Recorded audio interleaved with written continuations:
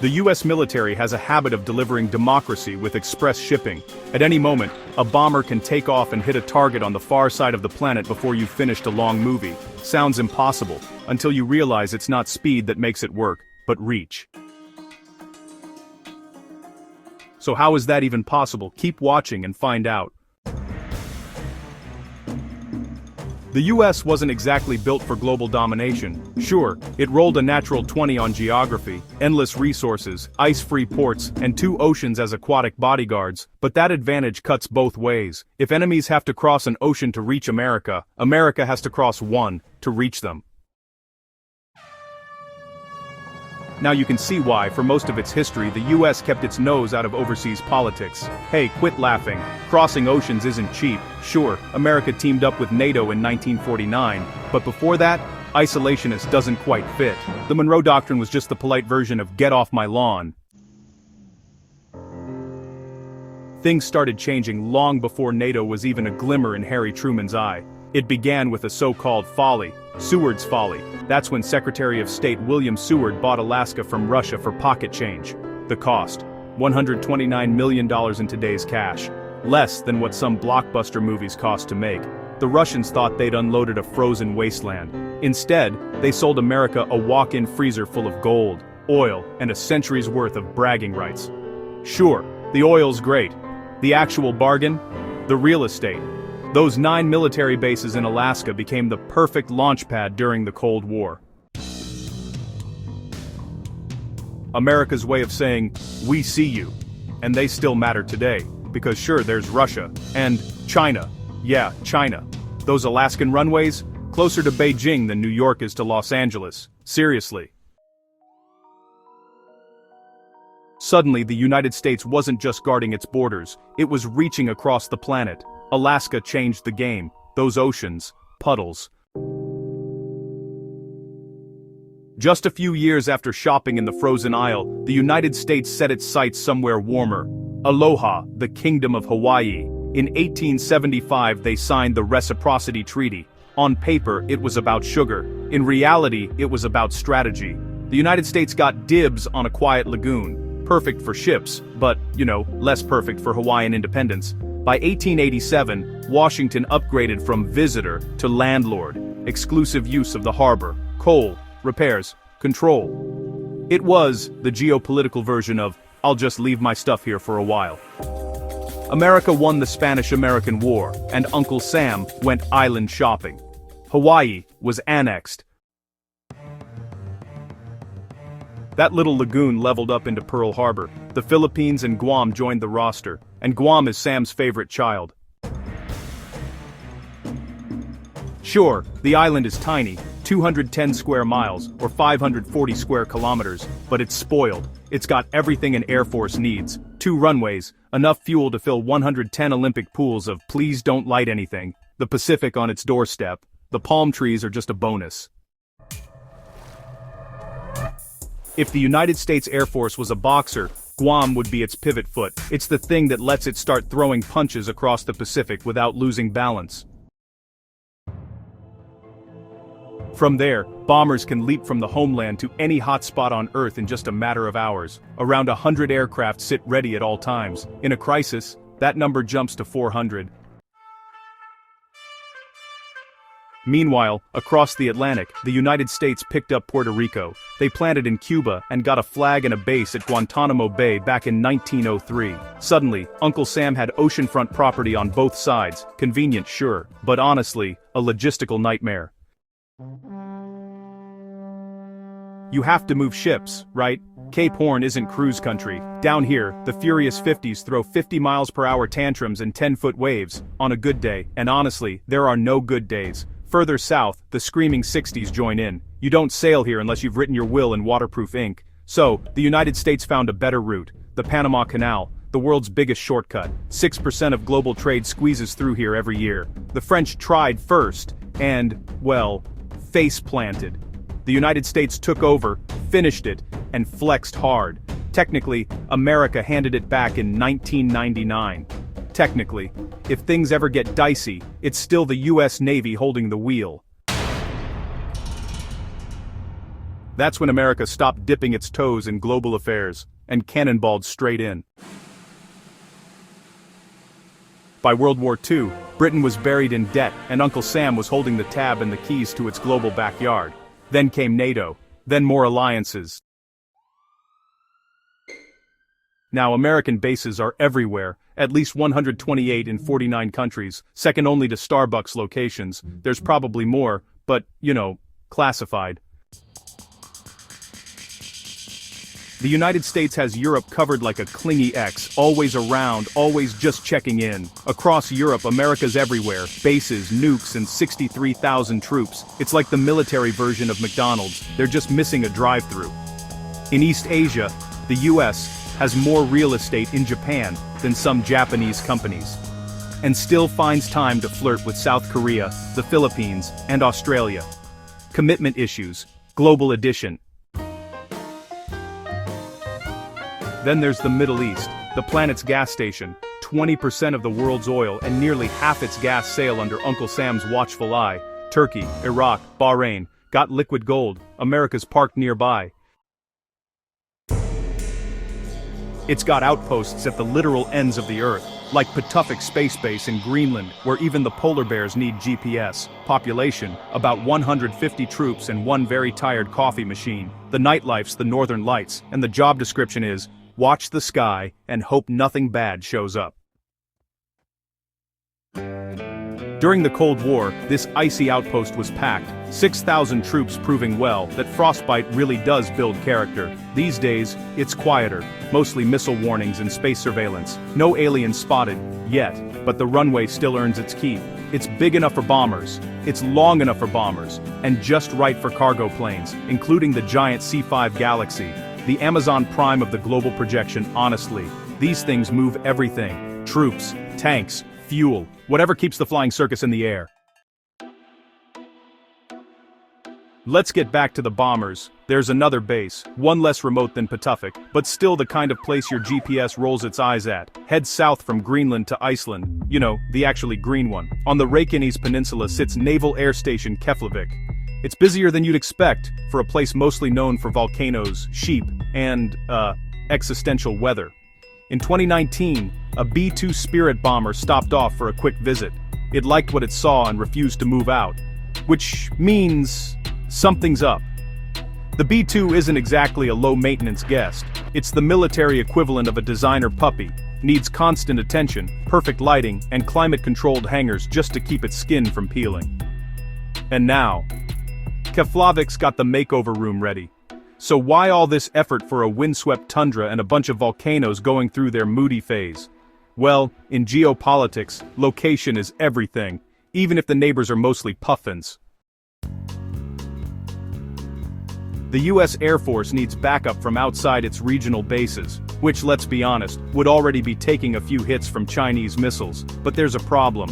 The tyranny of distance. And no, that's not a death metal band's attempt at a power ballad. It's the actual term experts use. China gets to fight in its backyard. Uncle Sam has to cross the planet just to show up. From Los Angeles to Shanghai, nearly 6,600 miles, 10,460 kilometers of, are we there yet? For the US, that's a lot of money and fuel burned. Risky, expensive, and sure to make someone in Washington think, is this really worth it?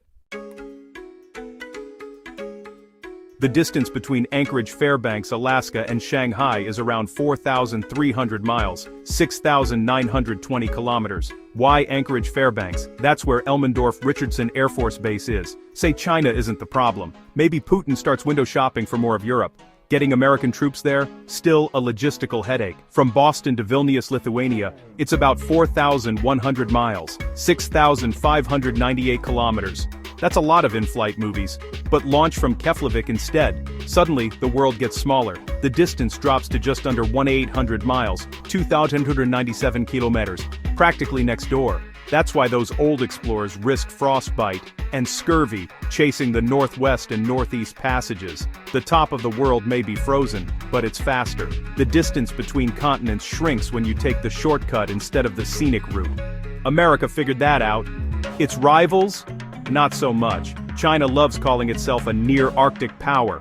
That's like me calling myself almost Mr. Beast. But no amount of branding gets you through sea ice. Russia technically can, but it's got ports that freeze half the year and put its ambitions on ice. These two no-limits partners have plenty of limits, because unlike the United States, they don't hold the choke points their economies depend on. They just get choked by them. This is the Strait of Malacca. It's the overachieving cousin of the Panama Canal.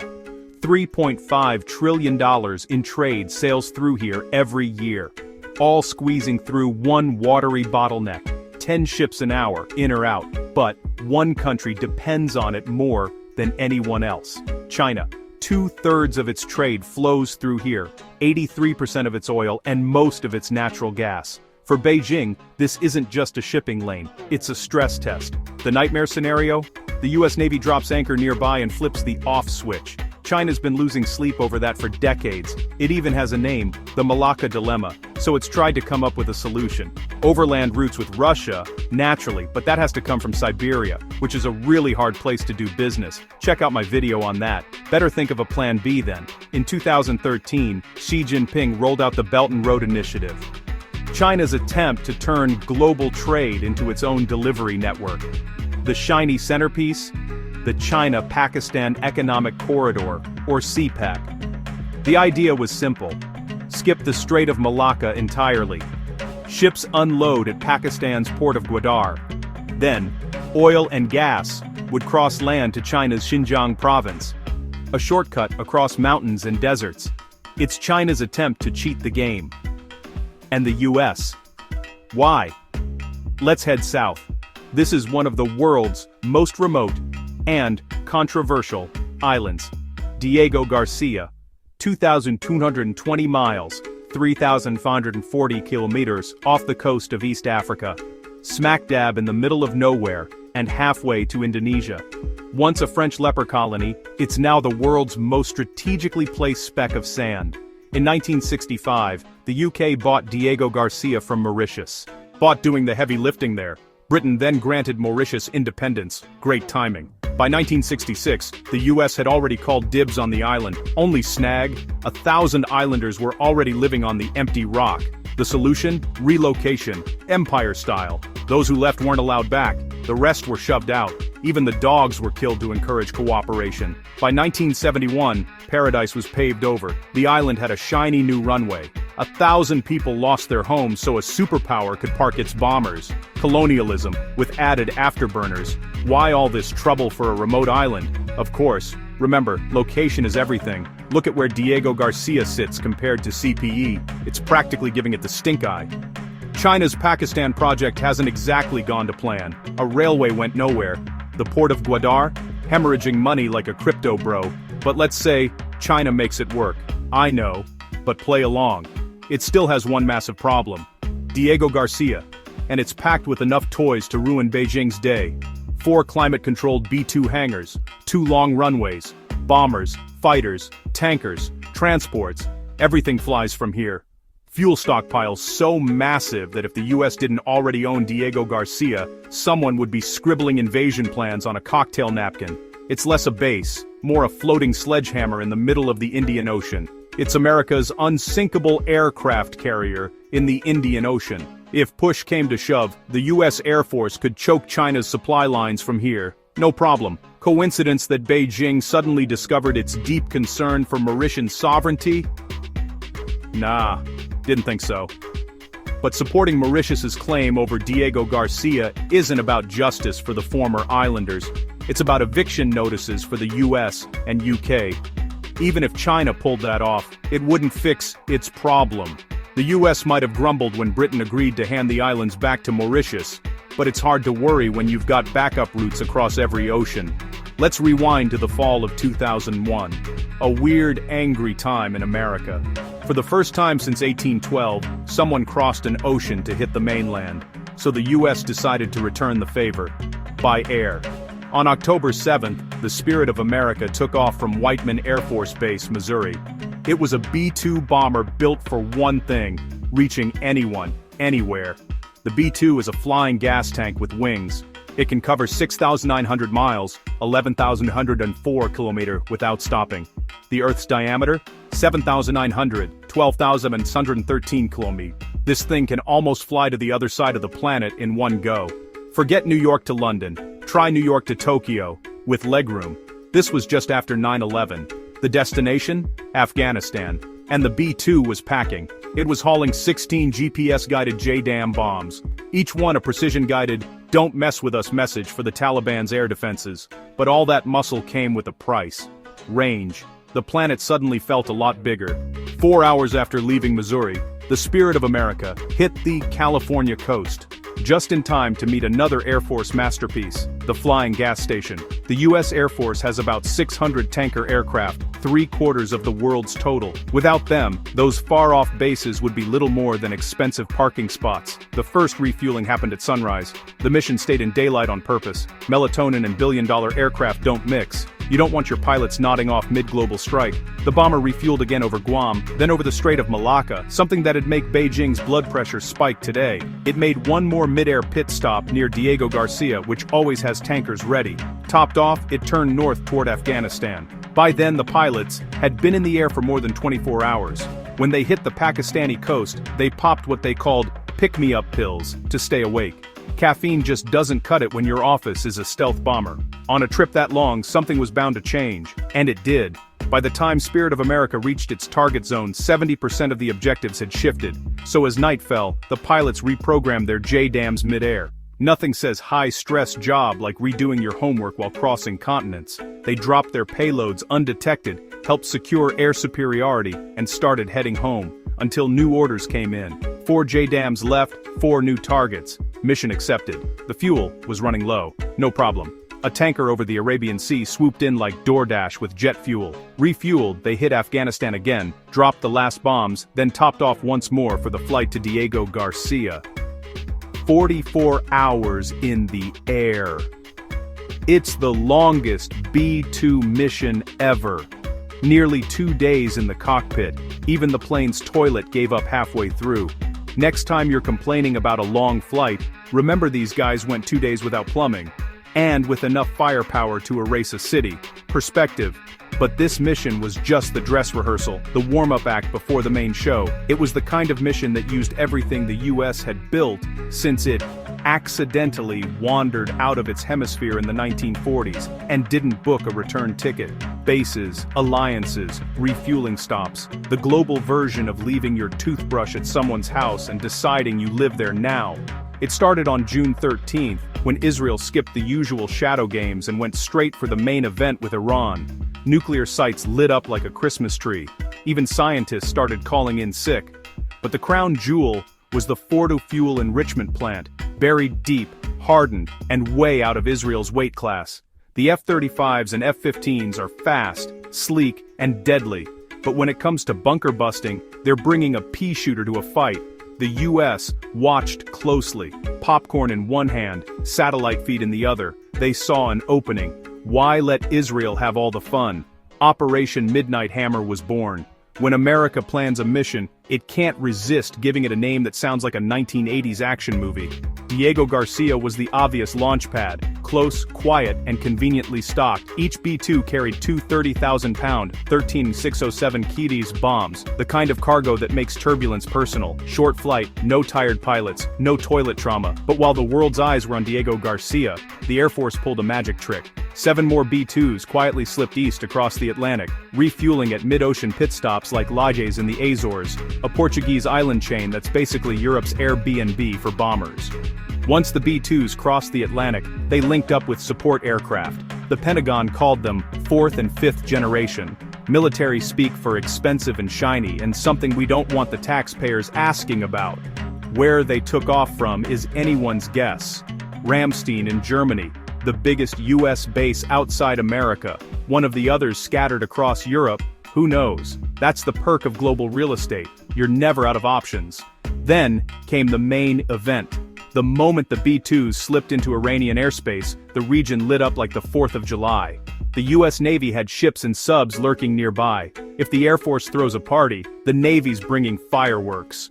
Over 24 Tomahawks launched, all perfectly timed. Nothing says teamwork like synchronized explosions. At 2:10 a.m. local time, the first B-2 dropped its 2 bombs on Fordo, then came the rest. 14 bombs in total. Each one found its mark at Fordo and Natanz. Meanwhile, the cruise missiles struck Isfahan last, keeping Iran guessing till the end. In all, 125 aircraft played their parts. President Trump later added that 52 of those were tankers. Even global airstrikes run on gas. And the result? Every plane that entered Iranian airspace left untouched. Iran didn't even get a shot off. It was like showing up for a duel and realizing the other guy already packed up and left. The flight to the target area took 18 hours. Add the bombing run and the trip home, and it totaled 37 hours. No confirmed reports about the toilet status though, probably classified. The damage? Serious, but not fatal. Iran's nuclear sites were hit hard, though not erased. Tehran could rebuild, if it's willing to burn a mountain of money, time, and national ego to do it. But the real takeaway came from the skies. The US Air Force proved a point that night. There's no ocean too wide, no airspace too guarded. If Uncle Sam wants to knock, he doesn't need an invitation, just a flight plan. In the end, the United States unlocked the ultimate cheat code. It's something every gamer, fighter, and wannabe superpower dreams of. Thanks to its engineering brains and global network of friends with runways, America can hit without getting hit back. At least, most of the time. Thanks for joining me today. I hope you enjoyed the video, and if you want to see more videos like this, then please consider subscribing and turn on notifications. Really does make a difference. Thanks again, and I'll see you next time on Wonder Map.